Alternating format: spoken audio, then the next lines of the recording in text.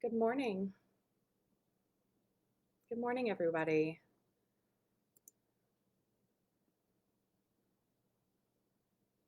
Let's see here.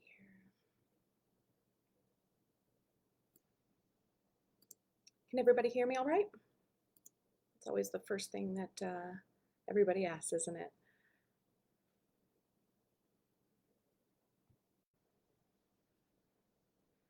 I've got Charlene on standby. She's here, and she's telling me that she can hear me. So if you have any questions, you can go ahead and put them in the chat or in that special place that Charlene set up in History Odyssey, or I'm not sure if it's in the main Pangaea page or not, but I know that there's one in History Odyssey. You can ask a question there, or you can put it here, and she's going to help me keep track of questions today. So I'm going to get started right away because I really have so much to tell you. And for those of you who catch us on a replay, welcome. I'm excited that you joined us too.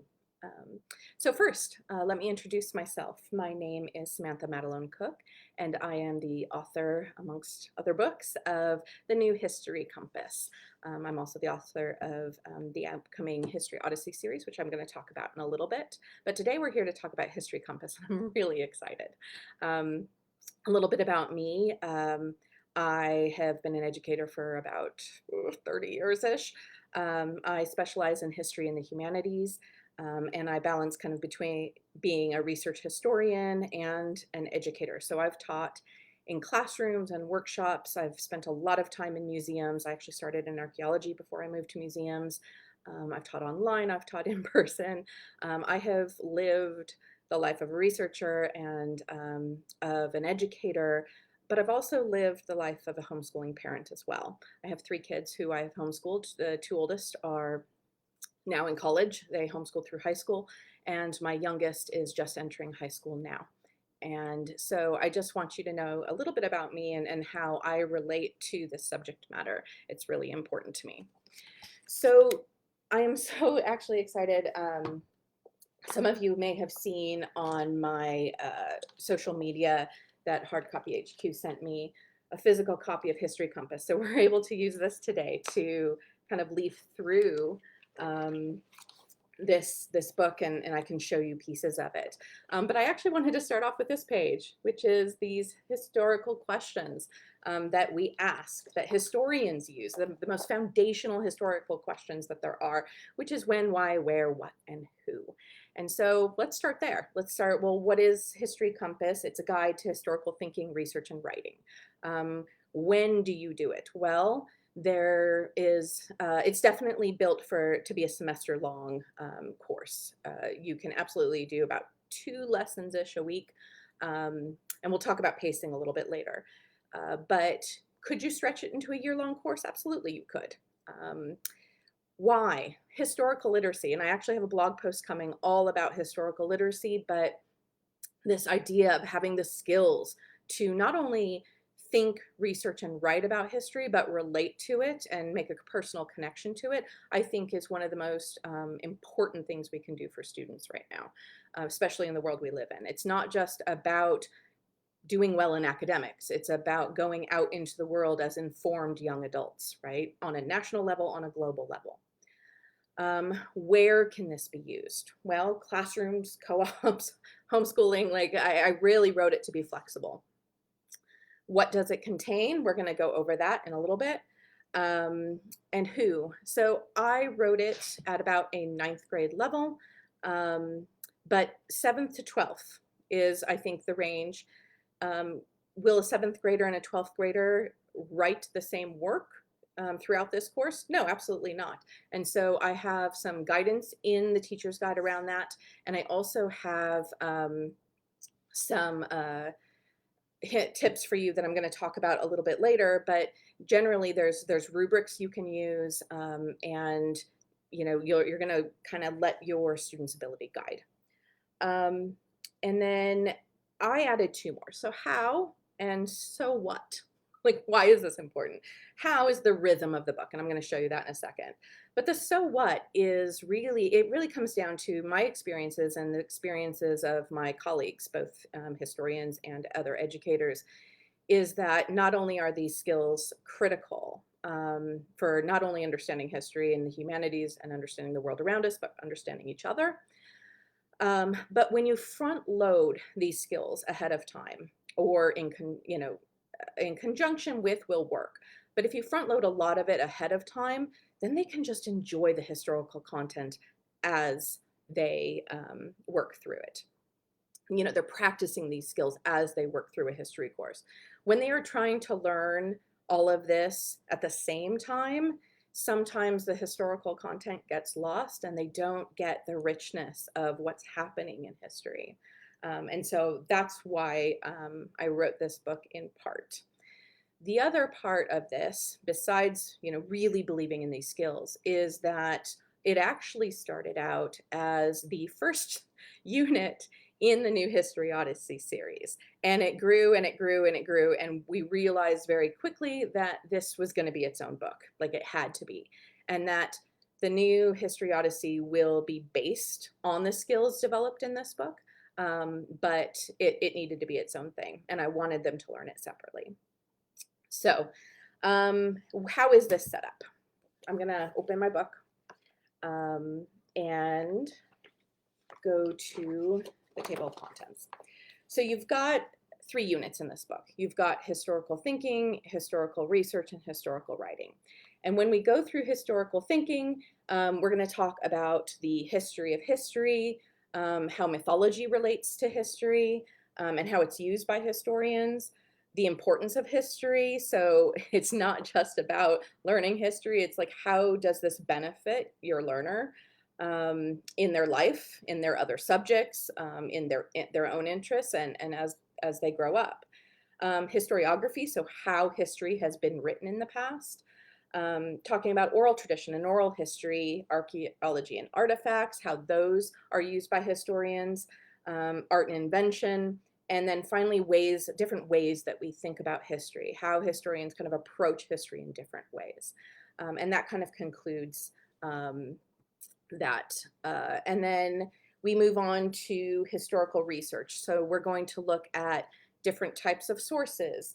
How do you search for them? How do you analyze and vet them? Like, this is probably one of the most critical lessons in this whole book. How do you analyze and vet a resource to make sure that it's legitimate, that it's credible? And also understanding that there can be credible sources that conflict each other, right? And so now we're looking at bias, or we're looking at different perspectives, or there's a whole chapter on looking at different perspectives and different voices. Who benefited from that source? Who is missing from that source? How can we find those sources? We also go into timelines and maps, because I think that those are underutilized.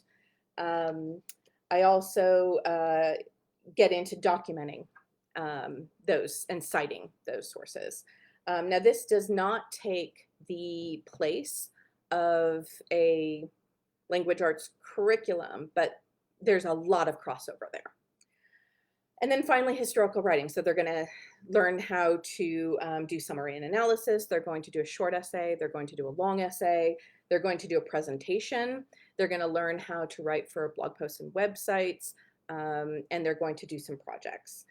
At the very end of that chapter, the book finishes up with 2 really interesting lessons. The first is a high school and college level history lesson, where we talk about, well, what does it take to prepare for high school level courses, and what does it take to prepare for college level courses? And I am so grateful for my colleagues in universities all over the world who participated in this very informal poll I did, where I said, what are they missing? When they come into your classroom, what are they missing? And fortunately, most of what they said was already in the book. But I added a few things that were really interesting to me. Things like moving into college, you need to get used to being a little bit more formal, and lose YouTube and move towards primary sources, for example. and so all of that is in there as well. And then the final one is looking at history in the field. Why is it relevant?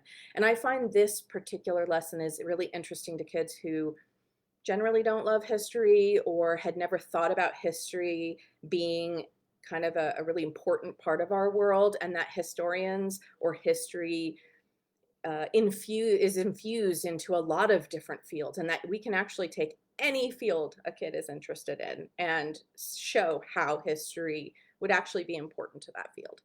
So that's how we kind of wrap it up.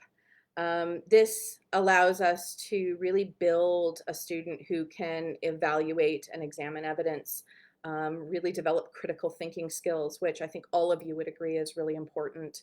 Um, the diverse perspectives is really important, and especially in academia right now, what we're seeing is a really huge shift towards intersectionality, which is an area that I have done a lot of research in, and there's a whole section on it.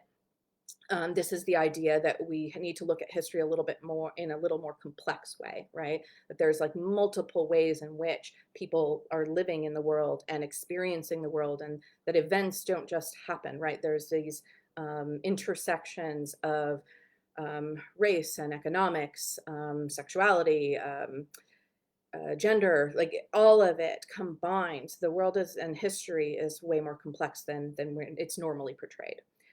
Um, we want to understand that all of that leads to more inclusivity and more truth, a more truthful narrative, right? Which is what we're trying to get to. We want to improve historical literacy so that they go out into the world and they can make solid decisions as global citizens, right? We want them to be good, solid voters. We want them to understand what's happening in their communities, and frankly, even within their family systems. We want to really use and document different kinds of sources so that they get used to seeing that there's lots of options in terms of getting information. And then I want their essays and projects to be meaningful. I don't want them to be boring. I want them to be meaningful and fun to them. And so the more they have these skills, the more enjoyable those tests are. So all of those things are built into this curriculum. And I want to show you what happens. So in the book, the way it's set up is there is a lesson. So I just opened to a random lesson. So in this particular one, it's specific types of sources. So they're going to read the lesson that I wrote, and they'll go through, and then they will, and this is actually a really good example. There's an assignment. Now, a lot of the assignments are not made for just one kind of answer. A lot of them are very reflective because I want them to think about it. I wanted them to think about the skills that they're learning in relationship to who they are and what they're studying. So when you're looking at their responses to these questions, it's going to be more based on, well, what are they interested in? How did they reflect upon this idea? And this is where differentiation, right, between ages and abilities is going to really show up.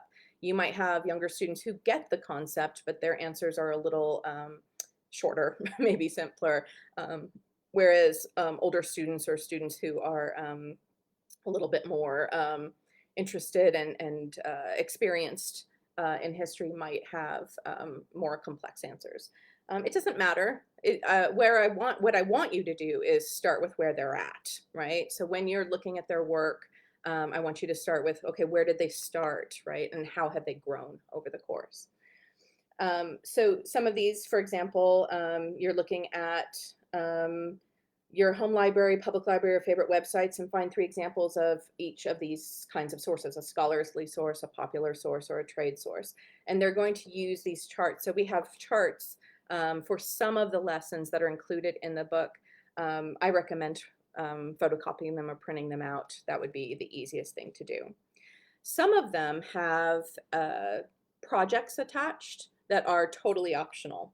And there was a question, actually, so that's a good time for me to say it. There was a question about, is there a list of materials for the physical projects? And the answer is there's not really, because there's not a lot of projects. There's a few, and most of those, it depends on how they want to do the project, so the materials would vary widely. Um, in History Odyssey, there will be a huge list of materials, and I'll get to that in a second. And then some of them have actual concrete assignments that have to do with projects. So there's a couple of projects in this book that they're going to be doing over the entire course. So History of an Object is one of them. They're actually starting out right off the bat, choosing an object that they're super interested in and finding out a little bit more about this. I'm telling you, in my classes, this is one of my one of the favorites of everybody. Was like, I got random things like, I didn't know a rubber eraser would be so interesting, but it was. And so they could choose anything. I've had everything from rubber erasers to cellos to pieces of art, like it doesn't matter.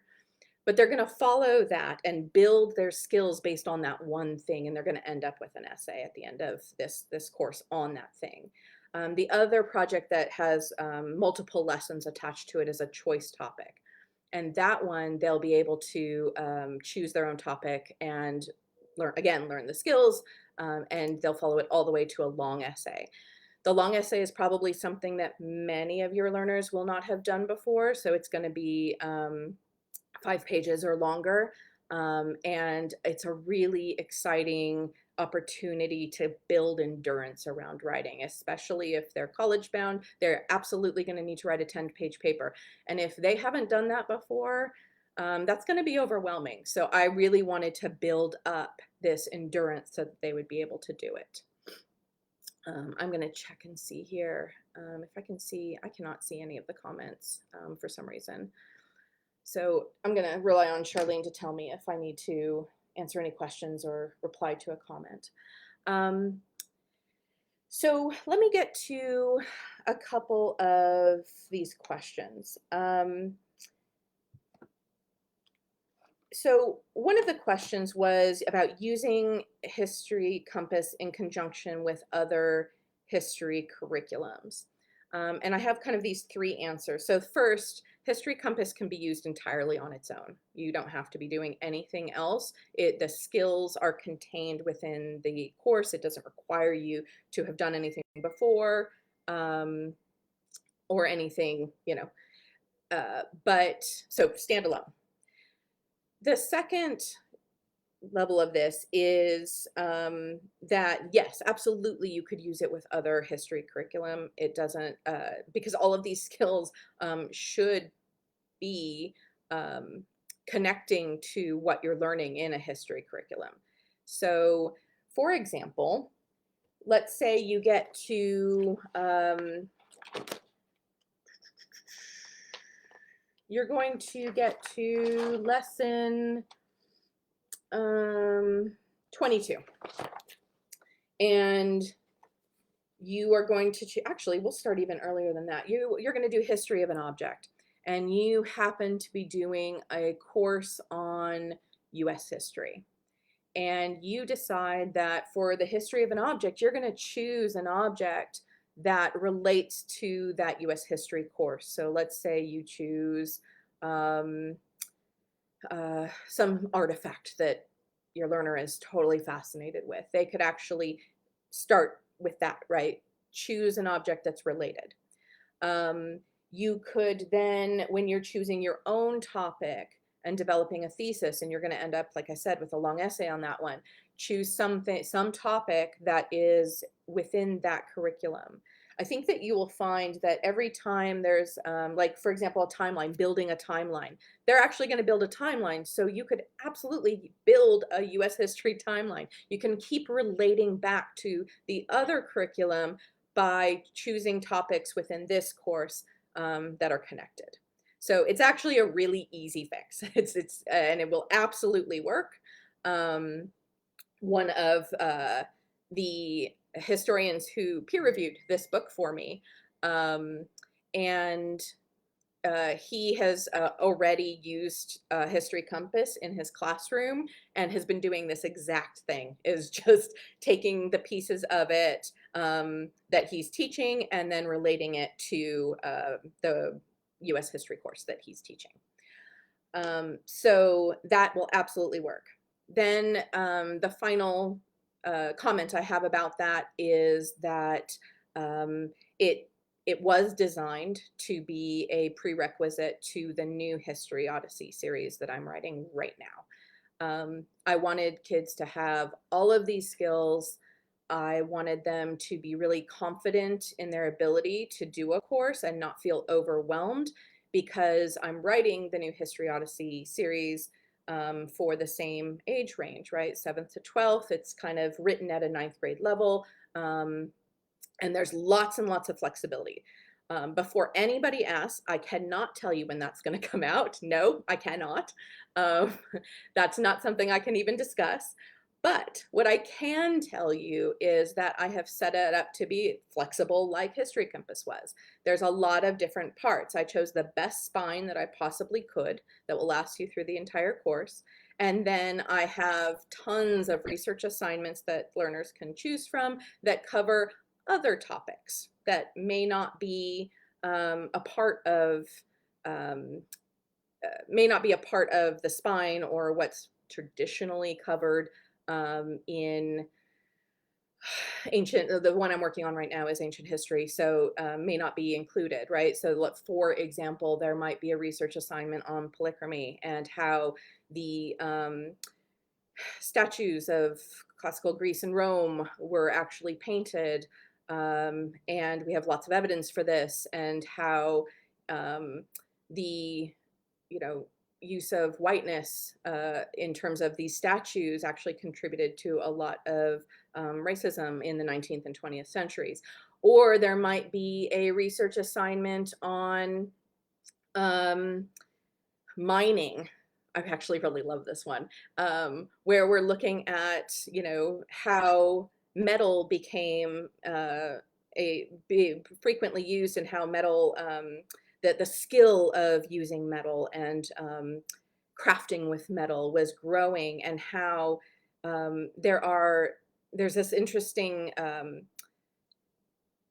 thing with modern mining, where you can see actually a lot of ancient techniques being used, and then a lot of modern techniques being used that are based on ancient techniques, and so they get to research all of that.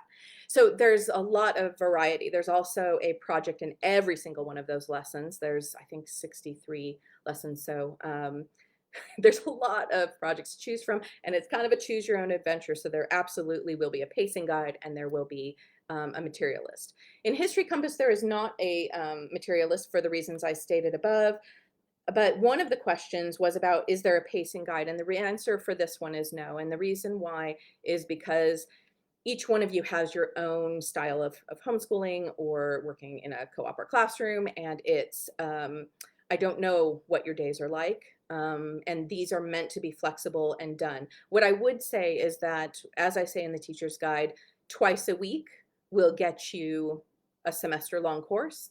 And I would even say that in the later lessons, when we're talking about essays, you could take your time a little bit. You could stretch those out a little bit to give them more time. I would rather have you doing more versions of an essay, where you work through and kind of keep correcting until you feel a solid essay, than try to rush through that. So that's what I would say about pacing. The question around using this with multiple grade levels.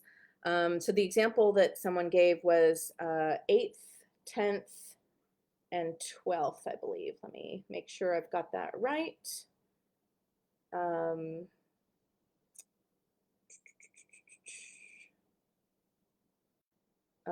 Oh, there was a question about using it with the History Odyssey that's up on the website now, or that you might own already, and I would use that like I would when I described any other history curriculum. Yes, from Sherry, I'm planning to use this with my upcoming 8th, 10th, and maybe 12th graders. Advice on using this with different grade levels. So first of all, I do have some advice in the teacher's guide. She says she hasn't read that yet. So like there is some advice in the teacher's guide about that. So you should go look at that. But I would say a couple of things. The first is use the rubrics. I set up a rubric for you, and I actually show you in the teacher's guide how to create your own rubric so that you can add things. So I would say each one of those kids has different abilities and different experiences, right? They're coming into this course with their own experience. So I would start there, and I would set up rubrics for them that are different based on those things: experience, ability, interest. And then if you're using a history curriculum at the same time, you might want to add in how you can connect the two. And if they're using different curriculums, that's where I would differentiate as well. I would also check out lesson 31 that I mentioned before, which is all about like how to increase your skills for going into high school level work or going into college level work. And frankly, even if your learner isn't planning on going to college, I would still look at those skills. Trade schools, apprenticeship, like these skills are useful in life, not just college. So I would actually look at that lesson, look at the abilities that I talk about there, and maybe start with where they are there. So those are some extra pieces of advice around working with different levels. You could work together for sure. You could use, if you have 3 students like that, I would actually have the older student, I would actually create some sort of system within your home where they're helping to review each other's work if they're comfortable with that. Sometimes siblings are not, like it's cool. And I would also set up some sort of system on like Google Drive. This is what I used with my high schoolers. I would use Google Drive, and I would go in and make comments. Um, I never marked up their work. I think that's rude. And I don't do it with my students either. Instead, what I do is I go in and make comments and make suggestions, and then they're able to resolve it, and it results in a very clean assignment at the end. And that's very satisfying for everybody without being like super personal. So those are some ideas, but if you have more questions, go ahead and type them in and I'm happy to answer them. Hold on, there's a few more here.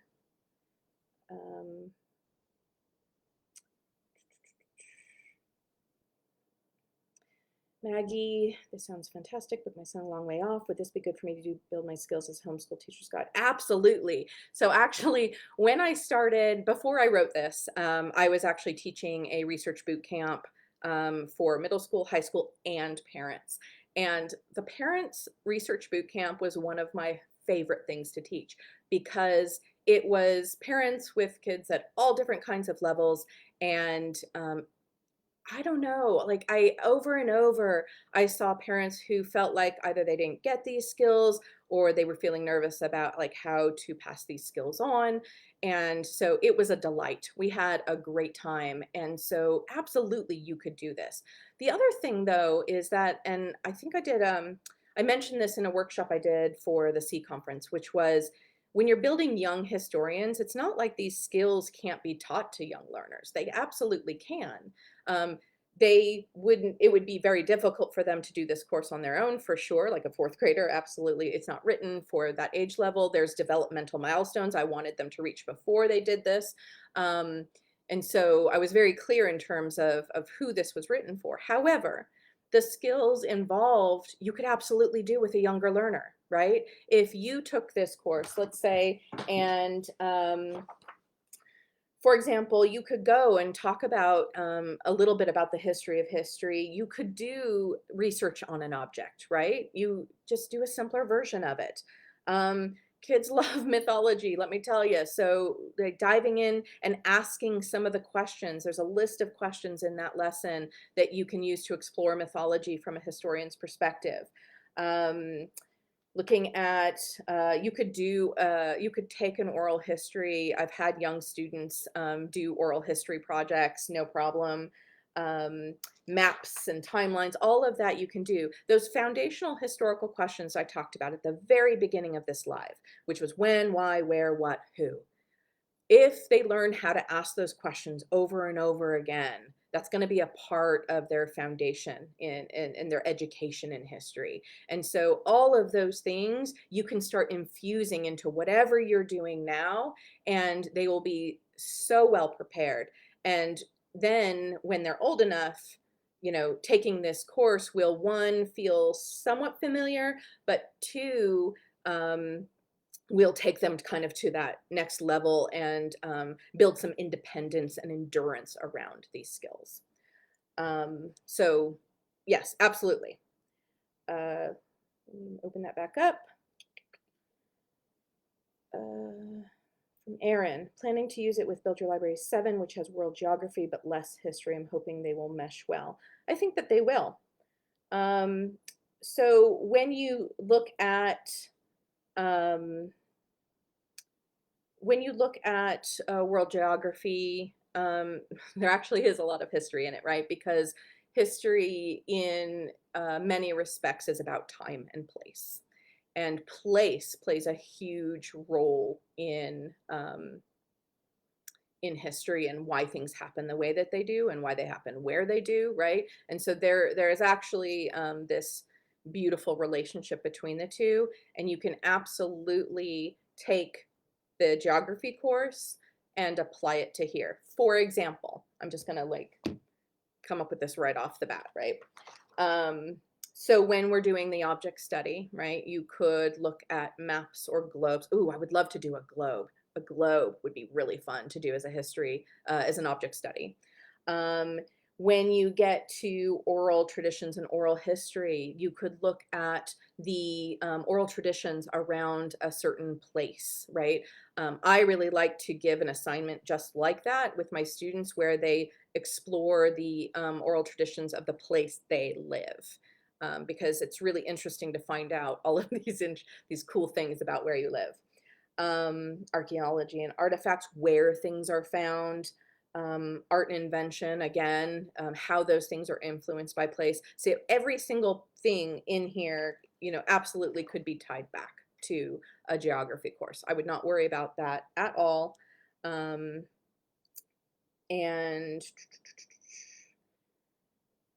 I hope that answers your question, but if you have more questions, let me know. Lisa says, we love History Odyssey. Thank you for creating it. Okay, thank you. So it suits my map, literature loving, not so crafty children. Okay, so the new History Odyssey is going to have kind of both, because what I know about teaching, thousands and thousands of kids is that there's all kinds of needs around learning. Some kids are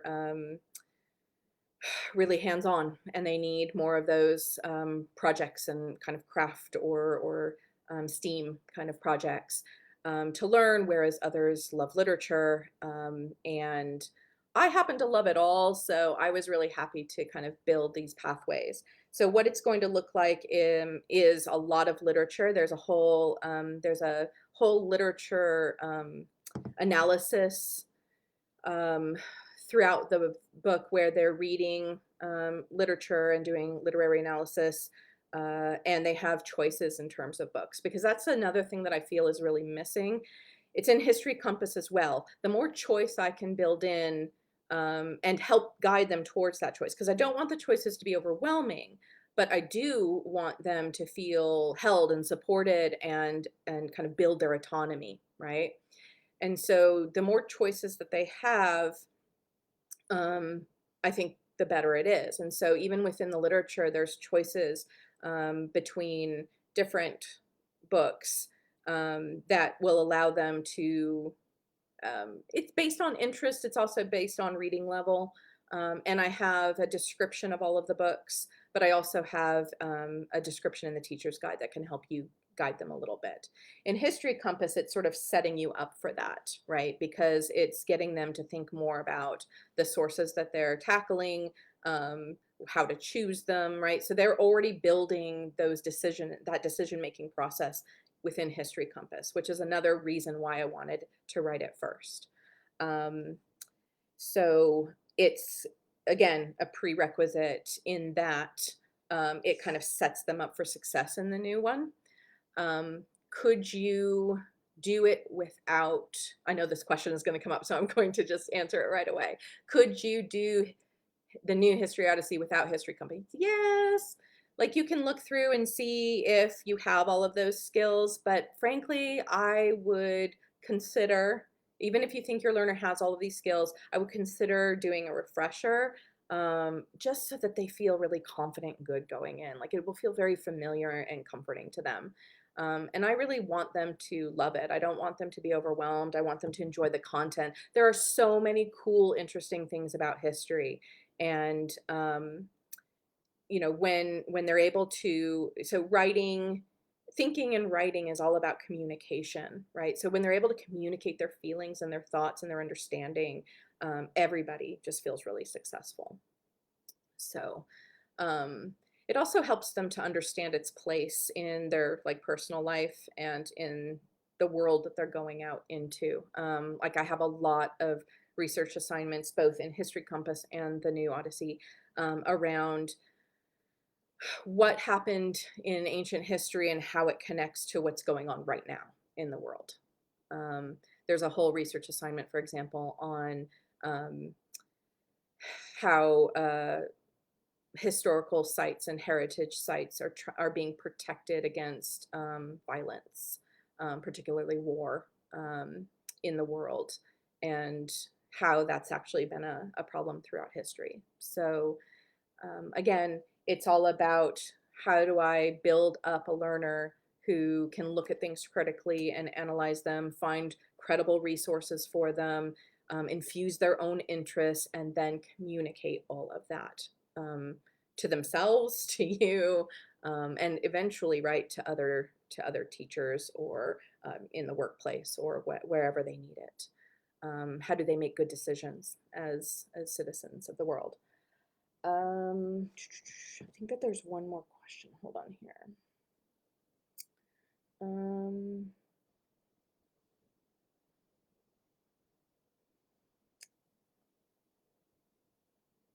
I just saw it. Hold on. Sorry.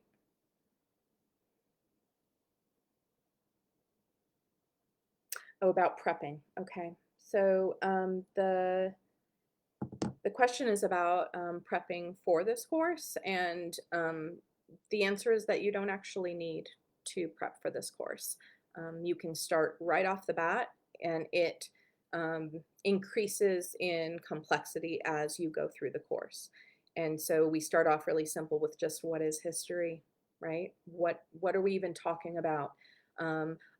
We purposely chose to put mythology second because we have so many learners, including myself, right, who love mythology and who really want to understand that connection as well. And as they move through, they start working with sources. I build on it builds on each lesson, so you don't have to prep for it. You can just start it.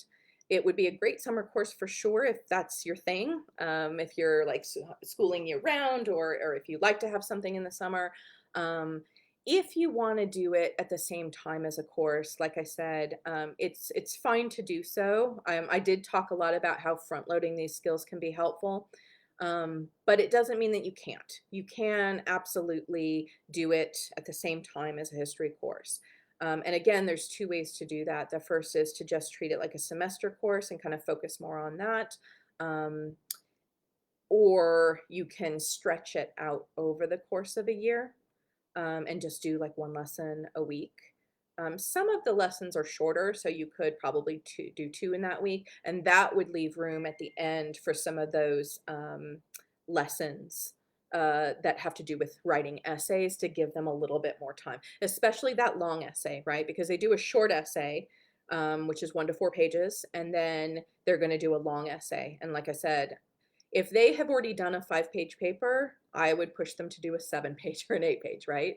I would see where they're at and kind of push them. And this is the differentiation that we talked about earlier, is your learner, you know your student. So you know what they're capable of. I would also have them write, if you're going to use a rubric, I would have them write some of the goals for themselves. I find that that's really, really helpful. I was mentoring two high school students last year who really got into writing their own rubric, and I was delighted at how personal they made it. And they had goals that um, didn't even have to do with history, but they found that connection because we had worked so much on how these things relate. Some of these skills you absolutely need in every other subject. Um, doo, doo, doo, doo, doo. How many levels of History Odyssey will be planned? Will it be History Compass plus the 4-year cycle, more or less? Okay, so History Compass, yes, plus 3. So the next one that I'm working on right now is History Odyssey, the Ancient World. And then we will go Middle Ages through the 18th century. And then we will go 18th century to modern times. So there will be, there will be 3 of those. And then the final 5th will be a 1-year world history. Because what I find is that those cycles are great to go through, but the last one I think is more effective if it's a summary of all of that. And so that's the way that I planned it, was to do it that way. Of course, the caveat is that I want to make sure I am cognizant of that things can change. But that is the plan, and I think that that's a really effective way to do it. And I like that we're able to go through it a little slower, and then again do kind of this summary year at the end, and that's really effective for high school students who are about to launch into college as well. So that is the plan. History Compass is, again, that sort of first one. I've also been asked recently to consider one around looking at humanities, like analyzing the humanities, and I love that idea. So I'm going to put that on my list of books that I would love to put out there. But, working these kinds of books they take a bit. And I do want to address that because that's often a question I get, is like, when? And the reality is that every single thing I'm doing for these books, I'm doing as both a research historian and as an educator. It is a delicate balance to be able to give solid, good historical research and then create something that not just educates a student but engages them, right? I don't want them to just read it and complete assignments. I want them to develop a passion for it. I want them to understand it in the context of the world they live in. I want them to understand it in the context of their own personal lives. And so there's a lot of dynamics kind of happening when you're writing. On top of that, everything that I am doing, especially the research assignments and the projects, are being not only researched, but I'm talking to experts in those specific fields. I am doing the assignments so that I can see what they're going to come across and what questions they might have, so I can get ahead of that and I can put it in the teacher's guide, right? It actually is a very complex process. And so I want to make sure that what I give you is as awesome and amazing and accurate as possible. I want it to contribute to a more truthful historical narrative. I want to make sure that we're looking at things from an intersectional perspective. I want to include voices that have not been included in the past. So that's why it just takes a little bit to go through all of these different lessons and these different units and these different books. And so I'm really excited about that. And then in addition, we also have History Quest, the very last one, the Modern Times, also coming out that I'm working on. So I just want to put that out there, that like I have all of this in mind and what Pandai has done in the past, which has been wonderful. And then also, right, working with them to create this whole new line that's dynamic and interesting, and what and to match historiography, right? To match what is happening right now in historiography in the fields that are doing it right now. So all of that is true. And I just loved writing this book. I'm really grateful that when I said this has to be its own book, that Pandaya was immediately like, absolutely.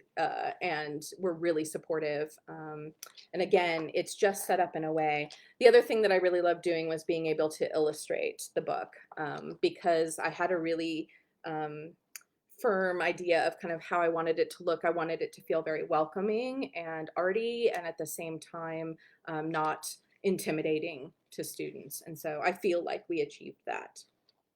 Um, Let me know if there's anything else you want me to talk about within the book itself, because I'm looking at time. Okay, we've got about 15. Um, as you go through it, you're going to see that these different lessons are definitely set up to build on each other. They're definitely set up for the student. Where you might need to help is in places where they don't have a lot of experience. So, for example, if they've never done an outline, right? That might be something that you might need to help them practice, although it's explained thoroughly right here. You may have to help them with the maps, for example. I noticed that some of my students in the past have had a little bit of a harder time accessing maps and deciding which map to choose, because in lesson 17, there is a whole map, there's a whole lesson on looking at maps, and they're actually going to choose a map and analyze it, because maps are another source, right? You have to vet it just like you would any other source. And if you don't think maps are biased, let me tell you, even just the font they use can be completely biased. And that actually brings me to another point, which is we're going to keep doing these Facebook Lives throughout the summer, because I really wanted to connect with you all and kind of take you through it. So we're going to do a workshop on every first Thursday of the month. And I think the next one is going to be around historical literacy and primary sources, working with objects. We're going to do one on maps, I know. And so if you just keep following this page, you'll see them, but you can count on 10 a.m. first Thursday of, 10 a.m. Mountain Time. So 9 a.m. Pacific Time, first Thursday of every month through September. We're going to keep doing these because I really want to connect with you, and I want to connect. Please bring your students, actually, because I would really love to see them as well. And yeah, so I'm in transition myself. I'm moving from the Rocky Mountains to the Pacific Northwest. So you will see my workshops change and change, but I will be here, and we will kind of go through that, because again, I think it's a really great thing to have some experience. So what I'm effectively doing with the workshops is helping to front load information for you, so that you can go in more confident in supporting your student in History Compass. So are there any, let me get my, Charlene's been keeping an eye on this for me. Are there any other questions, comments? I would love to know, before we go, who's going to start this in the fall, and if you're going to do it semester long, or if you're going to try a year long. If you have any questions about that differentiation, or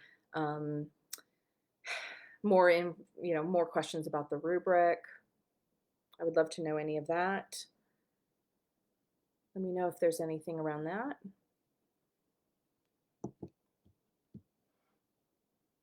I'll give you a second to type if you are going to type. I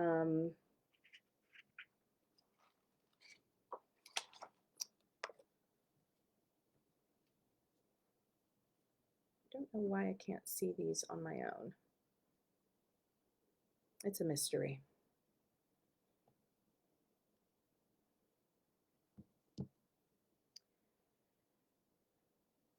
But the thing that I want you to come away with today is that History Compass, again, was developed as this standalone course to build historical thinking, research, and writing skills, and that these skills are foundational, and that I just like from an educator and a historian's point of view, like just noticed that they were missing. Nobody was teaching them, and it really bothered me because not only are they critical to understanding history and the humanities, understanding other subjects, but they also are. It's like they make life so easy, much easier. It's working smarter, not harder, and so I really wanted to provide your learners with something that would um, help them, right? And that they could go into high school, go into college, go into trade, whatever, um, feeling really well skilled in those areas and having historical literacy. Uh, Loves the idea of workshops once a month. Awesome. I'm glad you like that. Um, Struggling with the sequencing of modern history bridge, then compass. So if you're doing modern history bridge this year, um, you could absolutely um, start compass. Um, if I were doing that, I might do compass. If you were only doing a semester, I might do compass in the spring, just to give yourself a little bit more time, or start kind of partway through the fall with that history of an object kind of project, so that you can relate it back. Like I said before, use it in connection again, so that they're not doing more work; they're doing work that connects to each other, and then kind of finish it out. Um, and then you would move on, presumably to a higher level history course once you're done with that modern bridge, which will hopefully be History Odyssey. Um, Starting August with 5 learners aged 10 to 17 for a year long with Build Your Library. That's awesome. How fun is that? This is where I think that the rubric will come in handy, Zoe, is because that's a pretty big age spread, right? 10 to 17 is a huge age spread. And so I would make sure that you, at the very least, sort of map out what that's going to look like, because the 10-year-old is going to do different work than the 17-year-old, which is totally fine. I would also maybe get the 17-year-old involved in review. So because when students review each other's work, especially the older ones, they start to develop new skills in their own writing just from doing that. Also, there's some tips in the teacher's guide around doing it with multiple kids and like co-op kind of stuff. Um, do history quest with compass for 6th graders. So again, it's kind of on the younger end. You will probably have to help quite a bit. So I would look at their ability level and either go ahead and give it a go, or pull out skills that you think that they would be really interested in, as sort of getting them started with those skills. Because like I said, there's plenty in there that are absolutely applicable to young learners. Um, Planning to do it over a year with my 6th and 7th graders. Slower, help them with writing. Thinking and analyzing part he will love. Modern history bridge. Perfect. Yes. So I do talk about a little bit about neurodiversity and special needs and all of that in the teacher's guide a little bit. But I would also say that there's a ton, and I did this on purpose again, there is actually a ton of assignments in this book, in History Compass, that you could do orally. You could, absolutely. So that you save the writing for when it's like really important, right? So that he doesn't get, he or she does not get, he uh, does not get exhausted, right? So there's a lot of like reflection questions that would make fantastic discussion questions. I will give you an example right off the bat. I will just open to, I will open to lesson 1. So the very first assignment, how would you define the word history? Is prehistory still history? Why was the separation of myth and history a significant turning point in the study of the past? What historical topics are most interesting to you? Do you think studying history is important and relevant, why or why not? All of those are fantastic discussion questions. You could do those in the car, right?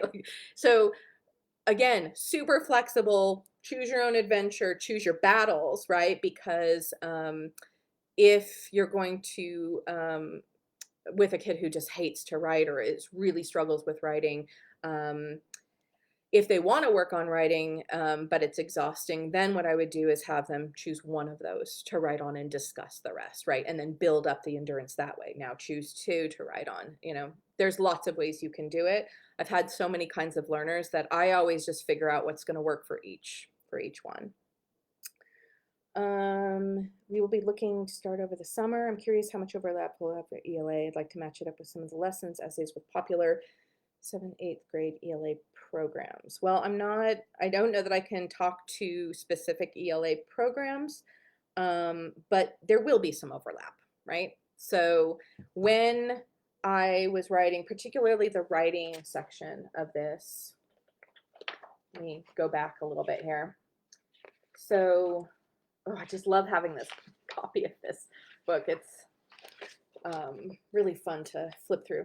Okay, so especially like all of that research in terms of finding sources like that is applicable no matter what the subject is, really.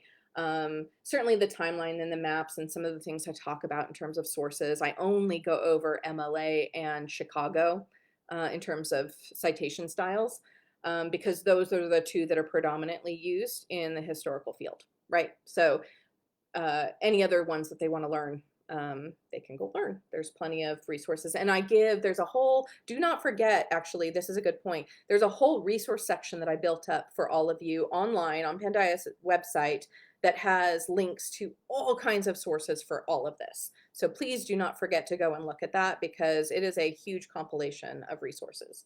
Some of them are for students, some of them are for both of you, and some of them are only for teachers. But when you get to, some of this like outlining, yes, you're going to see some crossover. Building an essay, you're going to see some crossover. Although I do talk specifically about claim evidence and reasoning, right? Which, could you use that in other subjects? Sure, but how do we use it specifically in history? When we're writing about history, that's important. So you'll see that there is a leaning towards, right, how does this apply to history? I don't really get into other subjects in that area, because there's lots of other curriculum that do that, and this was specifically written for history. But will those same skills around building an essay, outlining the essays, even the presentations, debates, and discussions, like all of that, yes, there will be some crossover. What I would do is look at the table of contents for each and see where there's crossover, and then see if there's some combination that you can do so that there's a little less work, unless they really want to write 2 essays, which I have students who definitely would. It's actually something that I really miss. I'm on a teaching sabbatical right now, and I really miss seeing the diversity of that. So I would go ahead and find those crossovers just by looking at that, and then finding the places where you can combine. You might also want to combine in terms of, like, if there's literature, if there's a way you can modify the literature so that it would be a little bit more connected, that also might be interesting. We're coming up on an hour. Making sure that there's no more questions here.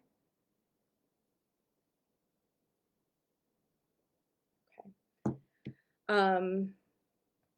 I'll give it a second just in case anybody has any last thoughts or questions to ask. But what I'm hoping that all of you take away today is an understanding of how this course kind of came about and why I wrote it, and what I really want for your students. I say in the introduction to the teacher's guide that, your students have become my students, and I really do feel that deeply, that I really want them to have these skills. I want to make their life easier. I want them to find the subject more interesting, and I want them to see that history is, and humanities is a living, breathing body of work that's constantly evolving, right? And so when we're learning these skills, it's actually the ability to adapt, right? It's the ability to look at what's credible, look at who's missing, look at who's writing the sources. How do we communicate this? How do we connect it? How do I apply it to my own life? Um, and how do I contribute in, it doesn't matter if it's in a tiny way or a large way, to this evolving narrative, right? Where we are constantly seeking the truth, not just of what happened and why, but also like who we are, right? History is social memory, right? History is who we are. If we imagine that we took away all of our memories, we wouldn't know, right? We wouldn't know who we were. And so that is what history is. It's keeping an understanding of who we are so we know how we want to move forward. And that was really, really important to me to convey. And then again, to front load all of this so that when they go into the ancient world, hopefully after that, that they look at it with new eyes and say, oh, this is really like cool, and I didn't know before like how much ancient history still impacts us today. I think that's the most awesome takeaway they could have. So I hope that that was helpful. uh, I'm going to check in one more time here. No more questions. All right. Well, thank you so much for joining me today. I really appreciate it. I really look forward to seeing you next month when we do another workshop together. And I will keep you updated on how everything else is going. But until then, if you ever have any questions, you can absolutely tag me in the comments, either in I belong to all of the groups, so Pandaya or in the History Odyssey. I'm also in the History Quest Teachers Lounge. So just tag me, or you can send me a private message if you would be more comfortable with that. Otherwise, I'm going to say goodbye for now, and thank you so much for coming.